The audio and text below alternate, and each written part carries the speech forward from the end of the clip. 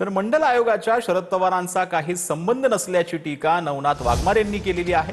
तर अजित पवार किती जातीयवादी आहे हे सर्वांना माहिती आहे। नवनाथ वाघमार यांनी अजित पवारांवर निशाणा साधलाय। तर जरांगे पाटलांच्या आंदोलनात डफली वाजवणाऱ्या राजेश टोपेंना घरी पाठवल्याची टीका देखील वाघमार यांनी केली। तुमचं राजकारणातलं आतापर्यंत मला आम्ही मंडल आयोग लागू केला। अरे मंडल आयोग शरद पवारांचा काही संबंध नाही आणि शरद पवारांनी आता राज्यातलं गढूळ झालेलं वातावरण मिळवण्याचं काम सुद्धा करू नये। त्यांनी आता स्वस्थ घरी बसावं, आराम करावा, स्वतःच्या तब्येतीची काळजी घ्यावी।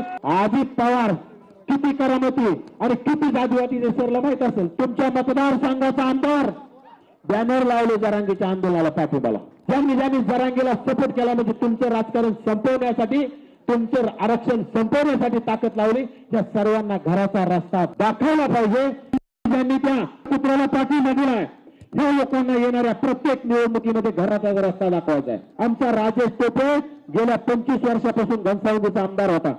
ओबीसी बांधवांनी ठरवलं, ओबीसी म्हणले आता यांनी जरांगेचे डफडे वाजले, जरांगीची रॅलीमध्ये डफडे वाजवण्याचं काम केलंय, याला डफडे वाजायलाच पाठवून देऊ म्हणले आपण आता। खरं तर त्याला यशकर म्हणून पाठवलं पाहिजे। तुम्हाला माहित असेल यशकर काय असतो, डफडे वाजवून ते संध्याकाळी भाकरी मागायला आपल्या जुन्या काळात मागत असेल, त्याला ती भूमिका देण्याचं काम घनसावंगी तालुक्यातल्या लोकांनी